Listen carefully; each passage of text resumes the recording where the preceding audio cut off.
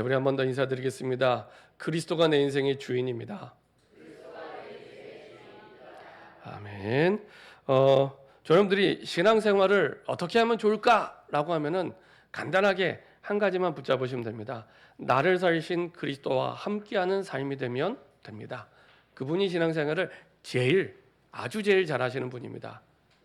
그리스도와 함께하는 삶, 그럼 됩니다. 그래서 성경 속에 가장 축복된 응답을 받았던 모든 사람들은 똑같습니다. 부활의 주님과 그 그리스도와 함께하는 삶, 임마누엘의 삶을 살았습니다. 요셉도, 다윗도, 모세도, 엘리야도, 엘리사도, 바울도 똑같습니다. 그래서요, 복잡하게 어렵게 신앙생활 안 하셔도 됩니다. 나를 살리신, 내 생명 되신, 내 인생의 주인 되신 그리스도와 함께 살아야겠다. 그럼 됩니다. 우리는 우리 존재 자체가 창조주가 아닙니다. 창조주가 아닙니다. 스스로 사는 삶이 아닙니다. 하나님께 의지하며 살아갈 때 가장 행복한 삶이 살도록 처음부터 그렇게 지어졌습니다. 그래서 우리는 피조물이지 창조주가 아닙니다. 그래서 내가 주인인 것처럼 살아갈수록 내가 힘들어요. 내가 주인인 것처럼 내 뜻대로, 내 생각대로, 내 경험대로, 내 기준대로 살아갈수록, 내가 결정해서 살아갈수록 힘들어요. 살아보셨잖아요. 그렇죠? 살아보셨잖아요. 그게 사실은 힘든 이유입니다. 그게 힘든 이유입니다. 다른 이유가 눈에 보이는 현실이 나를 어렵게 하는 게 아니라, 물론 어렵게 하죠. 근데 그게 근본이 아닙니다. 오늘은 그 얘기를 좀 말씀을 나누려고 합니다. 눈에 보이는 그게 다가 아니다. 그 눈에 보이는 현실의 문제가 될 수밖에 없는 근원은, 바탕은 따로 있습니다. 그 원인을 찾지 않으면 우리는 늘 틀린 답을 찾아 내가 주인 돼서 내가 결정하고, 생명의 주인은 따로 계시는데, 그렇죠? 내 생명을 살리신 그분은 따로 계시는데, 다른 답을 가지고 우리가 살아가게 됩니다. 지난주에도 우리가 해석은 하나님께라고 이렇게 말씀을 드렸습니다. 그 말은 우리 삶의 모든 일들에 대한 해석, 내 인생과 내 삶에 벌어지는 모든 해석은 하나님께 있습니다. 그래서 하나님의 뜻대로 해석이 될 때 가장 올바른 응답을 누리게 됩니다. 근데 많은 분들은 그렇지 못합니다. 요셉은 분명히 창세기 40장 8절에 꿈을 해석할 때 분명히 요셉이 탁월했지만 내가 탁월하기 때문에 내가 해결해 줄게, 이렇게 말 안 했잖아요. 분명히 탁월한 인재인데 해석은 하나님께. 그래서 뭐든지 얘기하라고, 무엇이든지 얘기하라고 얘기합니다. 그것은 내가 무엇이든지 할 수 있다는 얘기가 아니라 해석을 하시는 는 하나님이기 때문에 하나님이 해석하시는 데는 한계가 없고, 그리고 가장 올바른 뜻을 찾을 수 있기 때문입니다. 그래서 그거 그대로 하나님이 주신 말씀 그대로 사실은 해석을 해주잖아요. 그렇죠? 요셉은 바보가 아닙니다. 그렇죠? 굉장히 탁월한 인재였습니다. 그래서 사실은 창세기 37장에도 꿈을 꾸었을 때 형들에게 얘기합니다. 근데 그 형들에게 얘기할 때 요셉이 사실은 형들이 자기를 미워하는 걸 몰랐을까요? 자기를 싫어하는 걸 몰랐을까요? 알았죠. 알았습니다. 아기가 아니에요. 이미 그때는 나이가 17살입니다. 그리고 탁월한 인재였습니다. 그렇죠?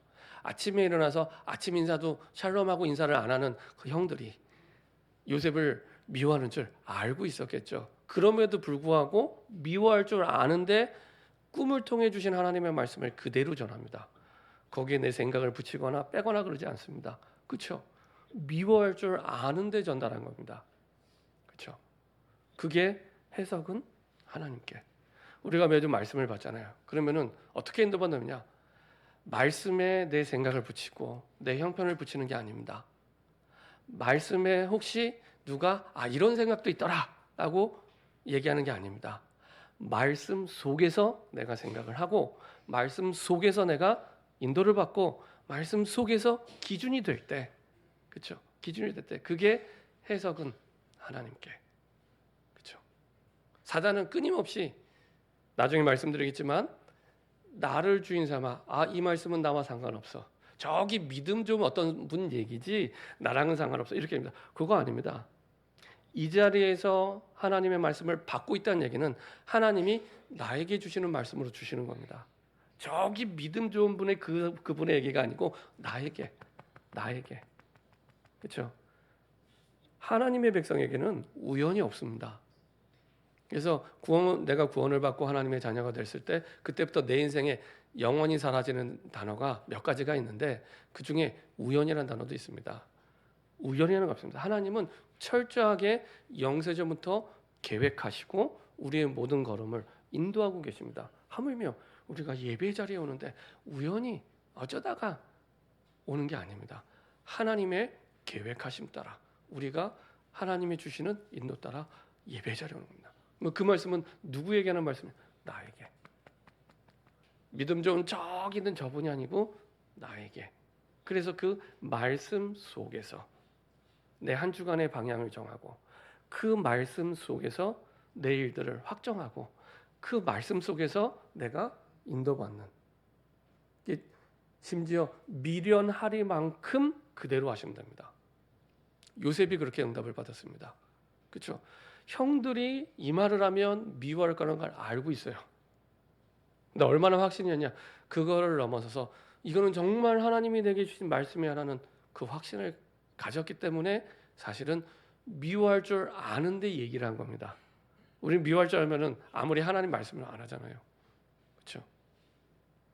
하나님이 주시는 말씀 속에, 그래서 말씀을 정말 믿고 가보면 응답이 와 있습니다. 그게 성경의 하나님의 역사를 보는 방법, 하나님의 응답을 내 삶의 현장에서 누리는 방법입니다. 정말 믿고 말할 때, 정말 믿고 갈 때, 언약궤를 맨 제사장의 발이 그 앞까지는 아무 변화가 없어요. 근데 믿고 발을 담글 때, 그때 갈라지게 됩니다. 이것은 그것을 본 사람만의 응답이 아닌 후대의 기념비가 되게 하시잖아요. 그 요단강의 돌들을 가져다가 기념비를 만듭니다. 그렇죠? 기념비를 만드는 목적은 하나입니다. 후대에 지금의 우리 세대에 했던 똑같은 고민, 똑같은 걱정, 똑같은 염려 또 할 거니까 그때 후대가 시행착오 겪지 말고 이제는 올바른 응답 속으로 말씀 따라가도록, 그래서 기념비를 세우는 겁니다. 후대에게 응답의 기준이 되도록. 요단강을 어떻게 건너냐? 요단강에서 주워온 돌을 가지고 기준을 삼았거든요. 그럼 물어볼 거 아니에요. 저 무슨 돌이에요? 어디서 난 돌이에요? 저거 요단강에서 나온 돌이야. 우리가 출애굽에서 이제 주님의 약속의 땅으로 들어갈 때, 우리가 건널 수 없는 강 앞에 있을 때 하나님께서 주신 말씀을 붙잡고 언약궤를 앞세워 발을 담글 때 하나님은 강물을 여셨어. 그게 믿음이야. 그렇죠? 그것을 보여주는 기념비가 되게 하십니다. 그렇죠? 내게 주시는 믿음의 응답은 나만의 응답이 아닙니다.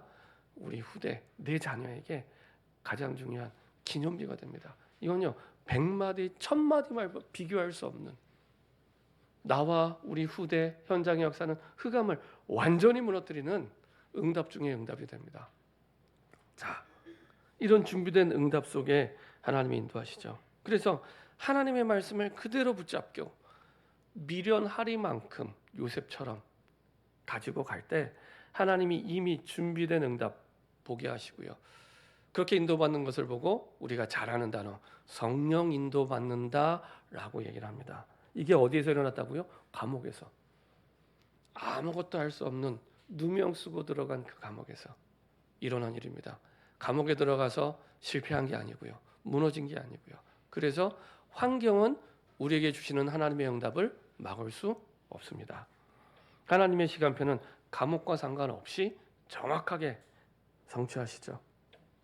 그래서 말씀 속에서 우리가 보고, 말씀 속에서 우리가 정하고, 말씀 속에서 인도받을 때 하나님의 준비된 응답을 확인하게 됩니다. 하나님 그 뜻 때문에 그 뜻을 이루기 위해 이때부터 이유 있는 내 능력이 아닌, 내 지혜가 아닌 하나님의 지혜, 하나님의 능력을 주십니다. 그렇죠? 우리 아이들 공부 잘하기 원하시잖아요. 그 지혜, 그 능력이 어디서 온다고요? 하나님의 뜻을 이루기 위하여 결정할 때, 하나님의 뜻을 위하여, 그때 그 뜻을 이루기 위하여 필요한 모든 것들을 채워 주십니다. 내 야망을 채워주는 게 아니고요. 내가 하고 싶은 거, 내가 바라는 걸 채워주는 게 아니고요. 하나님의 뜻을 두고 인도받을 때 성경 속에 역사하신 그 응답이 수천 년이라는 시간과 공간을 넘어 내 응답이 됩니다. 그래서 이때 우리가 그토록 원하는 세상의 지혜를 뛰어넘는 하나님의 지혜, 세상의 능력, 세상의 환경을 뛰어넘는 하나님의 능력을 체험하게 됩니다. 하나님은 항상 가장 선한 계획 준비하시고 우리의 삶을 인도하십니다. 세계복음화를 두고 하나님께서는 가장 선한 계획을 가지고 인도하고 함께 하십니다. 이 확신이 있을 때 우리가 말씀을 따라가게 됩니다. 이 확신이 없으면 자꾸만 내가 계획을 세우게 되고요. 내 뜻대로. 근데 해보셨잖아요. 내 뜻대로 해보셨죠. 내 계획대로 살아보셨잖아요. 그렇죠? 정말 하나님의 지혜를 체험하고 하나님의 능력을 정말 체험하시게 되나요? 그렇죠? 이제 해봤기 때문에. 그래서 이제는 부활하신 주님과 함께 하나님의 뜻 속에서 주신 말씀 속에서 인도받으면 됩니다. 사실은 우리가 뭘 대단하게 할 게 없습니다. 하나님이신 정말 맞구나. 하나님의 말씀이 맞구나 라고 믿음만 고백해도 그때부터 하나님이 역사하십니다. 특별히 사단은 우리의 현장, 우리의 삶에서 계속해서 어려움을 주는데요. 그 원인이 뭐냐? 사단이 12가지 전략을 가지고 우리의 인간 속에 망대와 집을 지어버렸습니다. 아예. 그래서 오래된 망대 속에 집을 지어서 그 속에 평생 종로로 타도록 살아가게 만들죠. 그래서 많은 사람들이 잘하고 싶은데 안 돼요. 내 마음대로 하려고 하는데 잘 안 되고 더 큰 어려움과 내가 해결할 수 없는 문제들이 자꾸만 와요. 근데 원인을 몰라요. 뭔가 잘못된 일이 있으면 고치고 싶은데 고치는 것도 마음대로 안 돼요. 왜 안 될까요? 안 될 수 있는데 왜 안 될까요? 그 왜에 대한 답변이 여기에서 시작이 됩니다. 사단이 만들어 놓은 이 12가지 전략 속에서 계속 사실은 무너지고 어려움을 당할 수밖에 없습니다. 우리 마태복음 12장 43절 45절 한번 보도록 하겠습니다. 마태복음 12장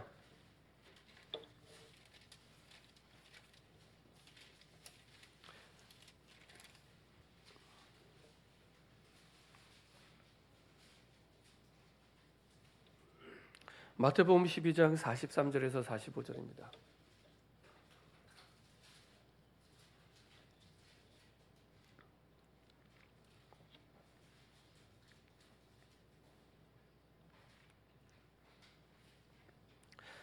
마태복음 12장 43절부터 45절입니다. 같이 합독하겠습니다. 더러운 귀신이 사람에게서 나갔을 때 물 없는 곳으로 다니며 쉬기를 구하되 쉴 곳을 얻지 못하고 이에 이르되 내가 나온 내 집으로 돌아가리라 하고 와보니 그 집이 비고 청소되고 수리되었거늘 이에 가서 저보다 더 악한 귀신 7을 데리고 들어가서 거하니 그 사람의 나중 형편이 전보다 더욱 심하게 되느니라. 이 악한 세대가 또한 이렇게 되리라. 더러운 귀신이 사람에서 나갔을 때 물 없는 곳으로 다니며 쉬기를 구하되 쉴 곳을 얻지 못하고 이에 이르되 내가 나온 내 집으로 돌아가리라. 와보니 비고 청소되고 수리되었거늘 이보다 더 악한 귀신 7을 데리고 들어가서 거하니 그 사람의 나중 형편이 이전보다 더욱 심하게 되는데 악한 세대, 지금 세대를 얘기합니다. 지금 세대가 이렇게 되리라. 되리란 말은 하리라가 아니잖아요. 내 의지에 의해서 좌우되는 게 아닙니다. 그렇게 되어져 버려요. 세상에서는 자기를 비우라고 합니다. 비우고 명상하고 또 비우고 이 비구 소재되는. 근데 그 가운데 이전보다 더 강하게 7배 강한 귀신이 들어와서 주인 노릇하며 그곳에 거하게 되죠. 아예 집을 짓고 사는 겁니다. 아예 집을 짓고 사는 겁니다. 하나님을 떠난 인생을 이 사단과 흑암이 이렇게 무너뜨리는 겁니다. 아예 그 영혼 속에 들어가서 집을 짓고 사는 거예요. 아예 망대를 만들고 집을 짓고 살면서 계속 일평생을 실패시키도록 무너지게 만드는 겁니다. 우리 인지 능력의 90%가 만 3세 이전에 형성이 됩니다. 그럼 우리가 10가지를 보고 그것을 선택할 때 10개 가운데 9개는 그 속에서 나오는 거예요. 근데 그게 우리가 취사 선택할 수 있는 시기가 아니잖아요. 그러면 그쪽으로 계속 의지해서 결정하고 판단하고 선택하는데 이게요 계속 잘못된 선택과 어려운 선택을 하게 만드는 거예요. 내가 아무리 잘하려고 해도 사실은 사단이 아예 터를 세우고 망대를 만들어서 집을 짓고 살고 있기 때문에 그래서 계속 그 중심에는 뭐가 있나? 창세기 3장 나요 나. 우리는 피조물인데 창조주가 아닌데 내가 주인 돼서 내가 나를 위해 내가 결정하고 내가 판단하고 얼마나 달콤한 얘기입니까? 내 인생 내가 사는데. 근데 내가 복음도 아니고 진리도 아니잖아요. 그렇죠? 완벽할 수가 없습니다. 근데 내 안에 사단이 오랫동안 터를 잡고 집을 짓고 망대를 짓고 살아가고 있어요. 그래서 우리로 하여금 주인 노릇하게 만들고 사단은 그 위에서 왕 노릇하는 겁니다. 몰라요. 사단의 존재를 몰라요. 그러니까 육신의 문제를 만나면 육신적인 노력으로만 해결을 합니다. 해결하려고 해요. 근데 정말 해결이 되나요? 우리 존재 자체가 육신으로만 되어 있지 않잖아요. 존재 자체가 영혼이 있고 우리의 마음이 있고 육신이 있잖아요. 이건 불신자들도 인정하는 얘기입니다. 그렇죠? 불신자들도 하나님을 만나고 믿지 않더라도 사실은 그 영적 활동을 인간만 합니다. 인간만. 그렇죠? 예배드리지 않으면 다른 우상 숭배를 할지라도 영적 활동을 합니다. 그 말은 영적 존재란 얘기입니다. 인간은. 근데 우리가 문제를 만나면 하나부터 열까지 육신적인 판단만 합니다. 눈에 보이는 대로. 그래서 방향이 안 맞는 거예요. 그래서 답이 안 나오는 겁니다. 그렇죠? 원인은 내 보이는 문제가 아니라 영의 문제입니다. 영의 문제. 시작이 하나님을 떠난 문제였고, 그렇죠? 시작이 하나님 떠난 문제였고, 사단의 그 영이 우리의 상처와 문제 속에 계속 사실은 아예 자리를 잡고 집을 세우고 망대를 세워서 올바른 답을 내리지 못하도록. 근데 문제를 해결할 때 이게 영의 문제구나라고 생각을 안 해요. 영의 문제구나. 이게 그냥 눈에 보이는 육신의 문제지. 이렇게 생각을 한 겁니다. 그러다 보니 자꾸만 우리의 생명의 주인 되신 그리스도가 주인 되는 게 아니라 내가 주인 되고 내가 형편 따라 내 사정을 따라 결정하고 판단하는데 또 안 돼요. 이게 반복이 되는 겁니다. 언제까지요? 답을 내릴 때까지. 야, 이게 영의 문제구나. 영의 문제구나. 그렇죠? 그래서 육신의 노력으로는 해결되지 않습니다. 영의 문제이기 때문에 그 어떤 것도 사단의 영을 이길 수 없습니다. 그렇죠?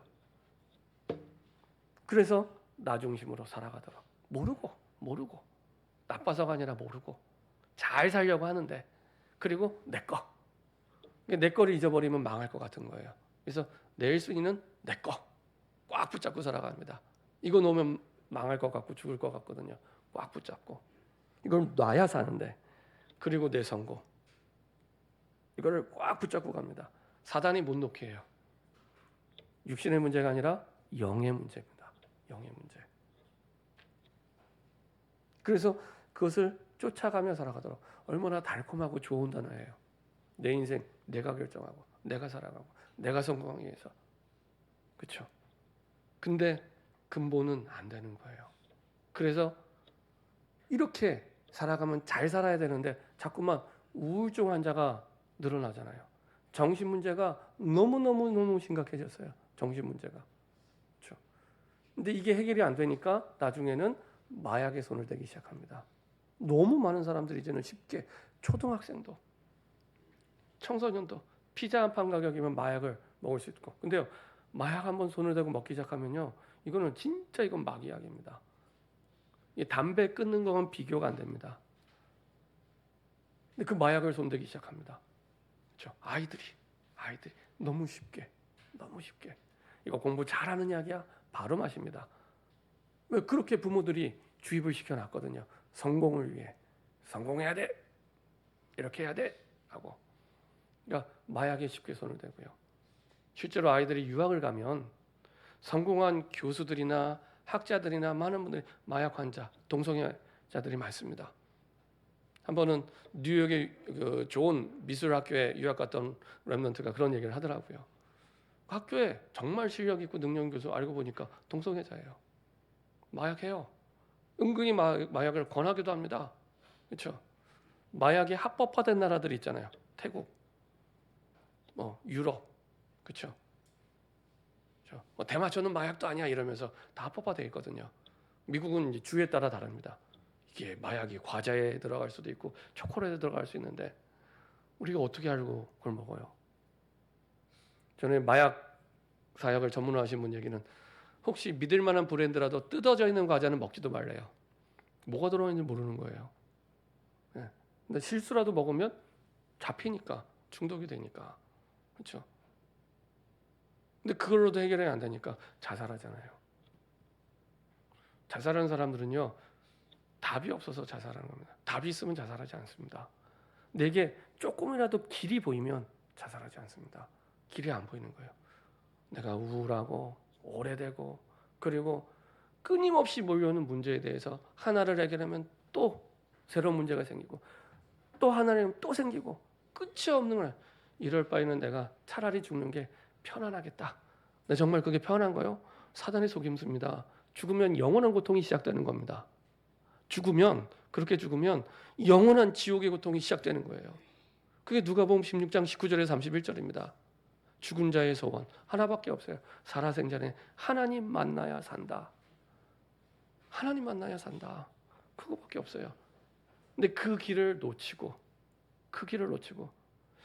이렇게 자살 얘기가 들어오면은 멀리 있는 사람이 있을 땐 남 얘기 좀 들지만 가까이 있으면 이게 다르거든요. 저 같은 경우 제가 군대에 있을 때 제 후임병이 자살을 했습니다. 제 군대에 있을 때. 근데 똑똑해요, 그 후임병. 이등병 때요. 이제 부대가 이제 그 시골인데 차도 별로 안 다녀요. 근데 이등병 때 그 하루에 몇 번 안 들어오는 그 차 시간 기억하고 알아내서 이게 나중에 차를 타서 서울까지 도망갔어요. 이등병 때. 이등병 때는 막 정신없거든요. 근데 그걸 다 기억하고 이등병 부대 온 지 한 달 만에 탈영했어요. 탈영했다가 이제 친구가 신고해서 데리고 오고 40일 영창 갔다가 와서 휴가 보냈더니 이제는 부대를 안 오는 거예요. 믿고 보내줬는데 그게 끝이었습니다. 그리고 3개월 뒤에 강원도에서 자살했어요. 그 임명. 근데 바보냐? 아닙니다. 똑똑해요. 똑똑하다니까요. 저는 좀 이렇게 바보고 좀 연약한 분들이 자살하는데 그게 아닙니다. 똑똑합니다. 자살은 선진국병입니다. 선진국이 될수록 자살률 높아집니다. 우리 OECD 국가 1등이잖아요. 여러 개 안 좋은 거 1등 가운데 그게 1등입니다. 20대 사망률 1위가 자살입니다. 20대. 교통사고로 죽는 것보다 많고요. 암으로 죽는 것보다 많습니다. 너무너무 심각합니다. 그냥 심각한 게 아니라 너무너무 심각합니다. 이제 후임병이 그렇게 자살한 거 보면서 처음으로 도대체 이게 뭐지? 이런 생각을 했습니다. 그러다가 자기는 너무 힘든데 너무 괴로운데 답이 없었구나. 답이 없어요. 길이 없는 거예요. 정말로 죽음에서 부활하신 하나님을 만나면 되는데 죽을 것 같은 문제를 만나도 죽음에서 부활하신 그리스도를 만나면 끝나는데 그게 안 되는 거예요. 다른 데서 친구들한테, 사람한테, 부모님한테 그 어떤 것도 답이 되지 않습니다. 그 어떤 것도 답이 되지 않습니다. 그래서 많은 사람들이 차라리 이렇게 사느니 죽는 게 낫구나라는 잘못된 사단의 속임수에 넘어가서 자살하게 되죠. 어떤 분 그분은 지금 이제 장로님이 되셨는데 어떤 분 간증하는데 본인도 대학생 때 그렇게 괴로웠대요. 나도 안 되고 내 인생도 안 되고 우리 가정도 안 되고 부모님은 사업하다 실패가 돼서 쫄딱 무너지고 앞에 보이는 잘 사는 집에 내가 살았는데 그 앞집에 작은 집으로 이사한 거예요. 너무 인생이 허무하더래요. 그리고 자기는 계속 안 되는 거예요. 그러다가 죽어야겠구나 하고 아파트 옥상에 올라갔는데 딱 밑에를 보니까 안 되겠더래요. 안 되겠더래요. 그리고 다시 살았다 그러더라고요. 그러면서 참 하나님의 은혜인데 세상에 진짜 답이 없습니다. 진짜 길이 없기 때문에 진짜 사망 권세를 이기고 부활하신 그리스도만이 유일한 길이요, 유일한 생명이요, 유일한 진리입니다. 이 사실을 몰라서 사단이 쳐놓은 그 12가지의 전략과 그물 속에 계속 무너지는 겁니다. 이게 내 뜻대로 내 것 붙잡고 내가 성공하면 될 줄 아는데 이게 안 되니까 드디어 우상을 섬기기 시작합니다. 눈에 보이는 걸 따라가기 시작해요. 이렇게 하면 될까? 저렇게 하면 될까? 또 안 되거든요. 또 다른 걸 따라갑니다. 우상이죠. 그렇죠? 마음의 주인의 자리에 나를 차지하고 있는 그게 우상입니다. 우상 숭배인 줄 모르고 우상을 숭배하고 따라가는 겁니다. 그리고 나중에 아예 신전을 지어놓고 그걸 또 섬기게 되죠. 그래서 이 땅에 너무 많은 우상들이 아예 집을 지어놓고 시스템이 되어 있잖아요. 제가 교회에서 집에 갈 때 자주 가는 길 가운데 뭐가 있냐면 대진고등학교가 있어요. 대진고등학교 아시죠? 분당에 세워진 지 오래됐습니다. 대순진로에서 세운 학교잖아요. 이미 학교고 시스템이 되어 있기 때문에 어쨌거나 학생들 보내야 되는 겁니다. 그 우상의 흐름 속에 거기서 교육받는 거예요. 영적으로. 이게 지금 영의 문제인데 그거 모르고 그냥 보내는 겁니다. 그렇죠? 대학도 있잖아요. 대진대학. 가야 되는 겁니다. 그렇죠? 그 이제 시스템이 돼서 보내는 거예요. 그렇죠? 이런 것들이 얼마나 많이 자리 잡고 있는지 몰라요. 그 영향을 계속 받고 있죠. 그렇게 해서 개인은 불신자의 상태로 계속 무너지게 됩니다. 완전히 이제 안테나를 말해요. 세상의 안테나 만들어서 그 속에서 빠져서 따라가게 돼요. 그 소리를 따라, 그 방향을 따라.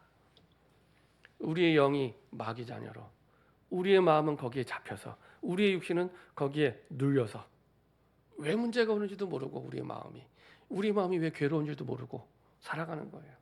그리고 죽지 못해 사는 인생을 살다가 영원한 지옥으로. 그리고 우리 후대가 똑같은 길을 걸어갑니다. 신기하죠.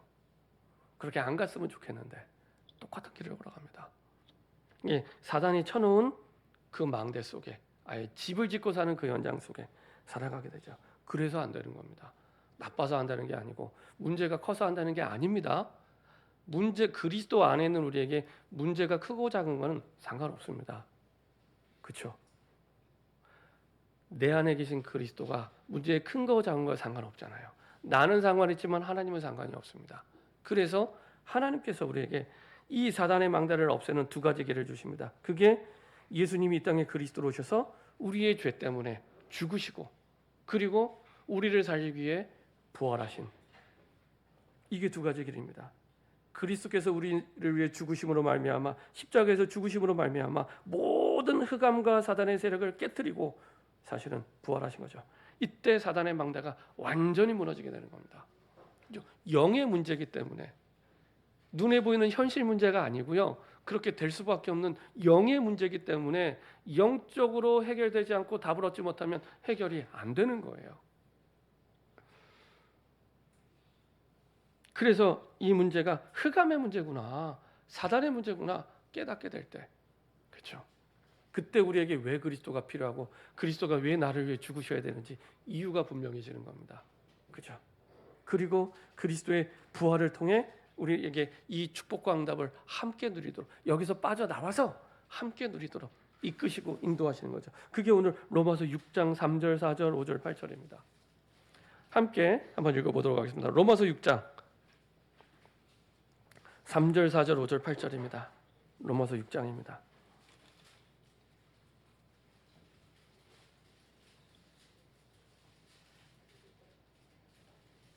바울이 로마라는 거대한 나라를 복음화하기 위해 보냈던 편지인데요.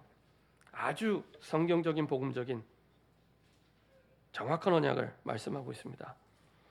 로마서 6장 3절, 4절, 5절, 8절을 우리 함께 합독하도록 하겠습니다. 무릇 그리스도 예수와 합하여 세례를 받은 우리는 그의 죽으심과 합하여 세례를 받은 줄을 알지 못하느냐? 그러므로 우리가 그의 죽으심과 합하여 세례를 받음으로 그와 함께 장사되었나니 이는 아버지의 영광으로 말미암아 그리스도를 죽은 자 가운데서 살리심과 같이 우리로 또한 새 생명 가운데서 행하게 하려 함이라. 만일 우리가 그의 죽으심과 같은 모양으로 연합한 자가 되었으면 또한 그의 부활과 같은 모양으로 연합한 자도 되리라. 8절입니다. 만일 우리가 그리스도와 함께 죽었으면 또한 그와 함께 살 줄을 믿노니. 3절에 무릇 그리스도와 예수와 합하여 세례를 받은 우리는 그의 죽으심과 별 세례를 받은 줄 알지 못했냐. 세례가 어떤 의미인지 아시잖아요. 우리의 죄를 씻음 받았다는 그 증표로 우리가 믿음을 고백하는 자리가 세례의 자리입니다. 우리 모든 저주와 문제의 시작이 되는 그 죄 문제를 끝내셨다. 내가 거기서 벗어났다. 해방됐다. 그것을 내 신앙으로 고백하는 자리가 세례의 자리입니다. 우리 인생에 와 있는 문제가 끝났다는 겁니다. 그런 축복 속에 이미 와 있다는 거예요. 이미 처음부터 우리가 세례를 받은 그때부터 그것을 너희가 알지 못하느냐. 그러므로 우리가 그의 죽으심과 합하여 세례를 받음으로 그와 함께 장사되었으니 끝났다는 겁니다. 우리의 문제 끝. 우리의 문제가 죽음을 맞는 겁니다. 우리의 문제, 우리 애들이 이로써 죽음을 맞는 겁니다. 문제가 끝났다는 겁니다. 장사되었나니 되었나니입니다. 과거형 되었나니 이는 아버지의 영광으로 말미암아 그리스도를 죽은 자 가운데서 살리심 같이 우리로 또한 새 생명 가운데서 행하게 하려 함이라. 더 이상 그 죄의 종로로 타지 말고 그 문제의 종로로 타지 말고 거기서 벗어났다는 겁니다. 십자가의 죽으심으로. 그 세례가 그런 징표고 그래서 그와 함께 죽으셨기 때문에 부활이 있는 겁니다. 부활이. 기절하면 부활이 없습니다. 죽어야 부활이 있는 겁니다. 그래서 그의 죽으심으로 말미암아 우리의 나도 죽고 우리의 모든 문제도 죽었고 그리고 주님의 부활로 말미암아 내가 새 생명을 얻었고 그리고 새로운 생명으로 살아가야 되는 겁니다. 이전의 과거의 그 문제 끝났다는 겁니다. 이게 간단한 문제 같죠? 그렇지 않습니다. 이게 안 끝나면요 평생의 상처가 돼서 일평생 그 사람을 그 문제로 잡고 끌고 다닙니다. 우리는 모르고 거기에 끌려다녀요. 그 문제. 저희 아버지가 4살에 돌아가셨습니다. 제가 만약에 복음을 몰랐으면 그 아버지의 상처로부터 평생 딱 잡혔어요. 왜 우리 아버지는 앞집 옆집 뒷집 아버지 다 살아계시는데 왜 이렇게 사셔서 일찍 돌아가시고 우리 이렇게 어렵게 만들고 힘들게 만들고 모든 원인이 기승전 아버지예요. 그 속에 살아가는 겁니다. 그러면은 나중에 장성해서 아빠가 됐을 때 아빠 노릇을 제대로 할 수 있을까요? 아니요. 똑같은 상처를 자녀에게 또 주는 겁니다. 근데 그거를 그렇게 생각 안 하잖아요. 영의 문제라고 생각 안 합니다. 그냥 눈에 보이는 그냥 그 문제지 아니라니까요. 근원이 영의 문제입니다. 영의 문제. 그렇지 않으면 답이 없다니까요. 늘 그러면은 화내고 갈등하고 살아가야 되는 겁니다. 원인이 틀렸기 때문에 답도 틀리는 겁니다. 그렇죠? 그렇기 때문에 그게 사단의 틈이 되고 일평생 히브리서 2장 14절에 있는 말씀대로 종노릇하게 만드는 겁니다. 상처가 오는데 이게 왜 오는지도 모르고 선택을 하는데 내가 왜 이런 선택을 했는지도 모르고 그냥 살아가요.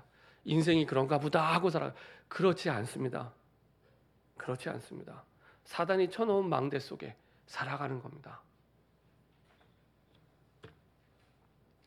그래서 그리스도의 죽으심으로 그리고 부활하심으로 그 모든 것들을 끝내고 우리를 살리신 거죠. 고린도후서 10장 4절 한번 보도록 하겠습니다.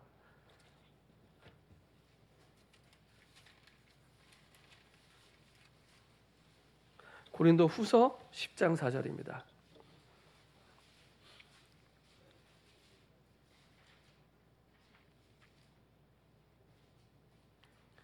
고린도후서 10장 우리 3절 4절을 같이 합독하도록 하겠습니다. 고린도후서 10장 3절 4절입니다.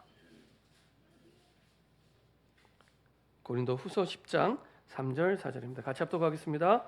우리가 육신으로 행하나 육신에 따라 싸우지 아니하노니 우리의 싸우는 무기는 육신에 속한 것이 아니요 오직 어떤 견고한 진도 무너뜨리는 하나님의 능력이라 모든 이론을 무너뜨리며 육신으로 행하나 육신으로 우리가 살아가고 있죠. 현실에서 육신에 따라 싸우지 않는데요. 육신의 문제가 왔는데 육신에 따라 싸우지 않는데요. 왜냐하면 영의 문제니까. 우리의 싸우는 무기는 육신에 속한 것이 아니요.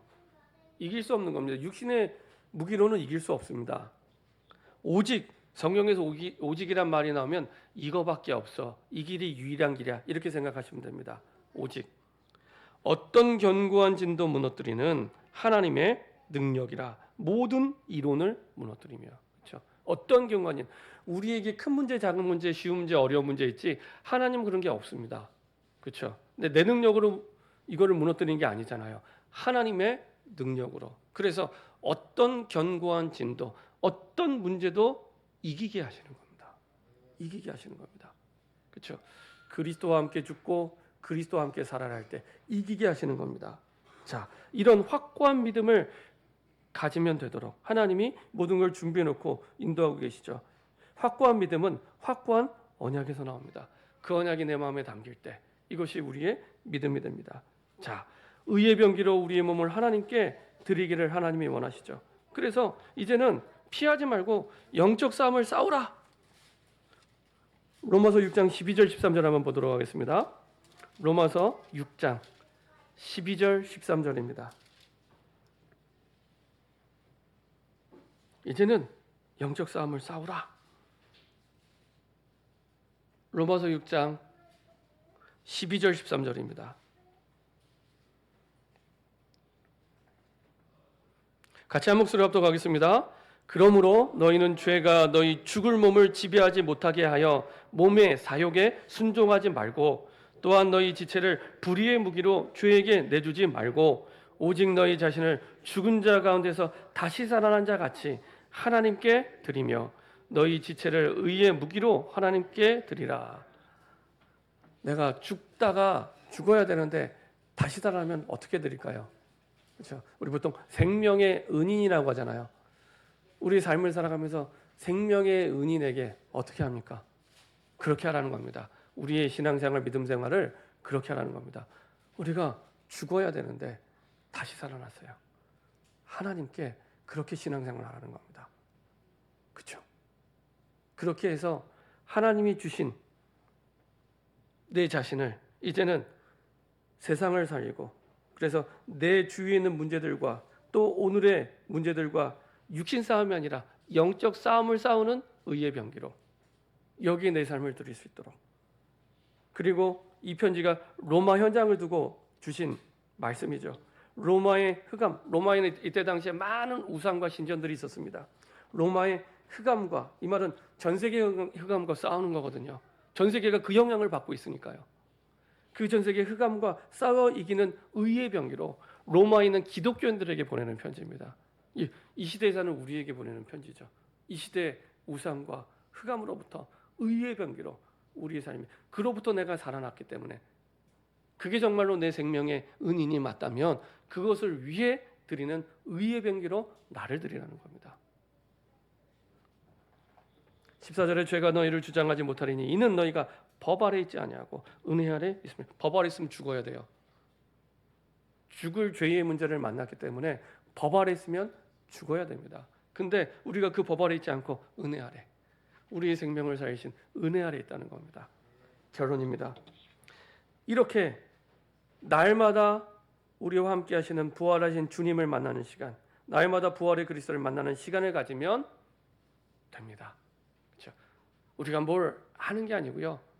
나와 함께 하시는 그 날마다 나를 살리시고 그리고 나를 지금 생명 주신 그 부활의 그리스도를 만나는 시간을 가지면 됩니다. 그렇게 함께하면 우리가 그 응답소로 들어가게 되는 겁니다.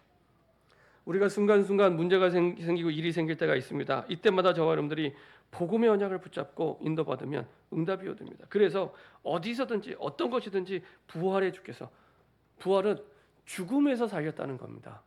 그리고 또 부활체는 그냥 죽음에서 살아난 것과 또 달라요. 성경에 보면 죽다 살아난 분이 몇 분 계시죠. 나사로, 야이로, 회당장의 딸, 다 죽다 살아났는데 그걸 보고 부활이라고 얘기 안 하잖아요. 다시 살아났지만 그건 부활이 아닙니다. 나중에 또 죽어요. 부활은, 그리고 예수님이 부활체로 나타나신 것은 영원히 죽지 않을 몸으로 변화돼서 나타나신 겁니다. 그걸 보고 부활체라고 얘기하는데 그 첫 열매가 되셨기 때문에 두 번째, 세 번째, 네 번째 열매로 우리를 하시겠다는 겁니다. 그 축복 속에 우리가 있는 겁니다. 그래서 우리에게 와 있는 그 문제에 속지 말고 부활의 주께서 우리와 함께 하시기 때문에 그 이유를 확인하고 또 체험하게 되면 하나님 우리 그 일의 증인 되게 하십니다. 문제인 줄 알았는데 부활의 주님을 체험하는 증인, 부활의 그리스도를 체험하는 증인으로 서게 됩니다. 이게 부활 신앙. 신앙생활 근데 가장 잘하는 신앙이 부활 신앙입니다. 부활 신앙. 그렇죠? 그래서 오늘만 부활주일이 아니라 365일이 부활 신앙이 되면 신앙생활을 제일 잘하시는 겁니다. 그렇죠? 어떤 문제를 만나서 상관없는 거예요. 죽었다 살아난 그 축복이 내게 있는데요. 세상에 제일 큰 문제가 죽음의 문제잖아요. 죽음의 문제잖아요. 근데 그거를 이기신 부활 신앙으로 내가 살아가는데 어떤 문제가 두렵겠습니까? 그렇죠? 그래서 이 부활의 그리스도와 함께하는 아침이 되도록 내 모든 스케줄 속에 이 축복이 나타나는 기도로 시작하고 이 현장을 두고 내가 오늘 살아갈 현장과 만남을 두고 하나님의 말씀을 묵상할 때 떠오른 내용이 있습니다. 그거 붙잡고 기도하시고 시작하시면 돼요. 우리 낮 시간에는 모든 만남의 이 축복이 전달되는 기도 속에서 눈에 보이는 모든 것들이 이 부활의 능력과 응답을 체험하는 그 부활의 복음이 전달되는 이런 만남이 될 수 있도록 부활의 그리스도와 함께하는 밤은 하나님이 내게 허락하신 오늘의 문제와 또 응답이 있겠죠. 모든 문제와 모든 응답 속에서 다시 하나님의 주신 언약을 붙잡고 정리하고 그 답을 누리는 치유와 회복의 깊은 말씀 묵상하는 밤이 될 수 있도록. 그래서 부활하신 그리스도가 분명히 우리와 함께 하신다. 이것을 실제로 누리는 새로운 시작이 될 수 있도록. 이때부터 나를 살린 부활의 복음이 모든 문제를 십자가에 끝내신 부활의 복음이 우리 삶의 현장에 증인의 고백으로 증거되기 시작합니다. 그래서요. 이제 3월이 끝나가고 4월이 시작이 됩니다. 4월 한 달 동안 이렇게 한번 살아보세요. 보니까 제주도 좋아하시는 분들은 제주도 한 달살이 하시더라고요. 제주도 한 달살이. 내가 지금까지 신앙생활 해왔는데 이렇게 잘 안 됐잖아요. 예, 이렇게 잘 안 됐잖아요. 예, 저와 우리 모두가 한번 4월 한 달 동안 이렇게 한번 살아봤으면 좋겠어요. 그래서 이렇게 부활하신 그리스도와 함께하는 한 달살이 이게 새롭게 여러분들 시작되기 소원합니다. 기도하겠습니다. 주님 감사드립니다. 부활의 그리스도와 함께하는 가장 복된 삶이 되길 원합니다. 우리와 항상 함께하시는 그 부활의 그리스도를 날마다 누리며 그리고 날마다 체험하며 날마다 그 부활의 복음을 전달하는 증인으로 서게 허락하여 주옵소서. 부활의 그리스도와 함께하는 우리 삶이 되게 하여 주옵소서. 감사드리며 주 예수 그리스도의 이름으로 기도합니다. 아멘.